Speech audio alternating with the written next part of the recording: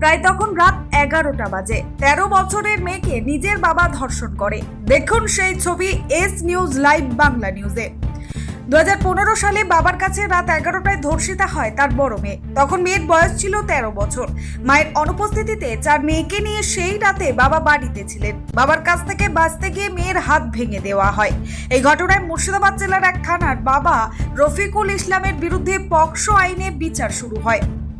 গত 24শে জুন সাক্ষ্য গ্রহণ শেষ হয়। আজ অ্যাডিশনাল ডিস্ট্রিক্ট অ্যান্ড সেশন জাজ ফার্স্ট কোর্টের মাননীয় জিতেন্দ্র গুপ্তা আসামি রফিকুল ইসলামকে আমৃত্যু যাবজ্জীবন কারাদণ্ডের আদেশ দেন, 60,000 টাকা জরিমানা ধার্য করে। এ বিষয়ে সরকারি আইনজীবী শাহানা পারভিন এবং আসামি রফিকুল ইসলামের আইনজীবী ইকবাল হোসেন তিনি কি বললেন আসুন শুনে নেওয়া যাক। Bureau report, S news live Bangla. খুশি? হ্যাঁ, মেয়েকে না হতে হয়। উনি রায় খুব ভালো ঘোষণা করেছেন, আমি খুব খুশি হয়েছি।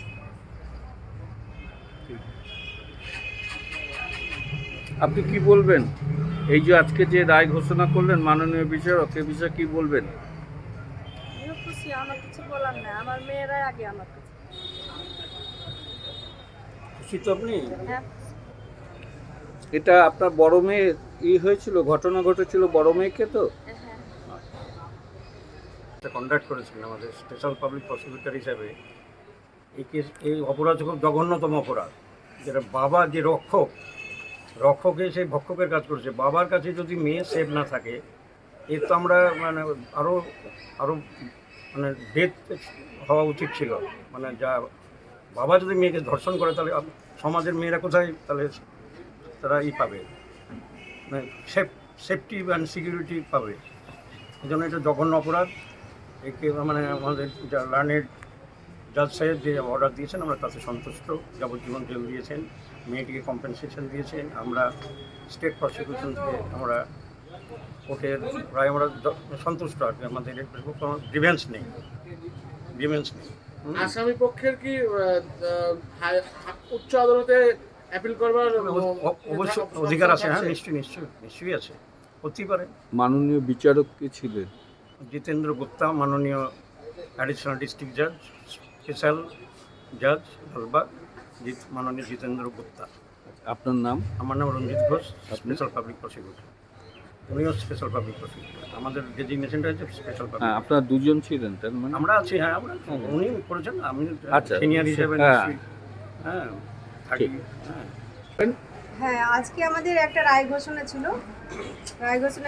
স্পেশাল 102/17 নম্বর কেসে, যেটা স্টার্ট হয়েছিল ইসলামপুর পিএস কেস নাম্বার 252/15।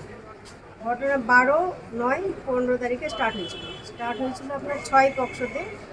ঘটনাটা হচ্ছে একটা বাবা তার মেয়েকে বাবা তার বউয়ের অনুপস্থিতিতে 4টা মেয়েকে নিয়ে বাড়িতে থাকতো। সে সময় বড় মেয়ে যে নির্যাতিতা, আমাদের বড় মেয়ের বয়স ছিল 13 বছর। সে 13 বছরের মেয়েকে রাত্রি 11:30টার সময় জোর করে ধর্ষণ করে।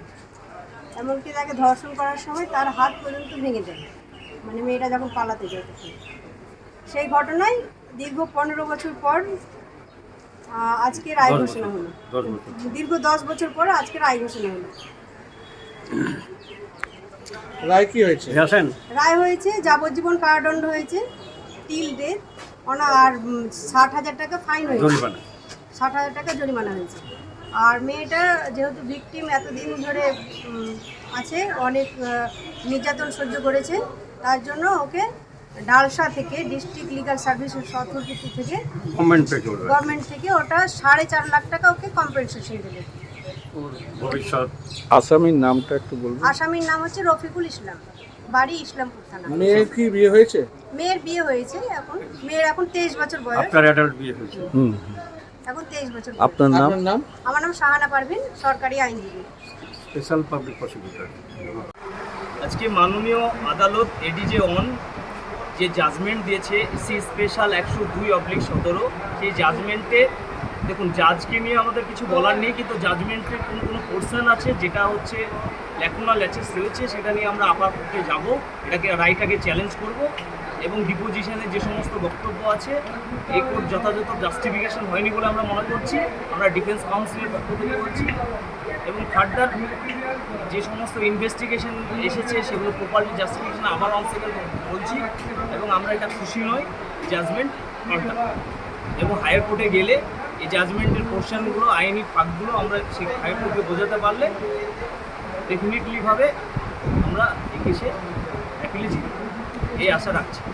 আপনার নাম? আমার নাম Iqbal Hossain, Lalbagh criminal court, table number 64।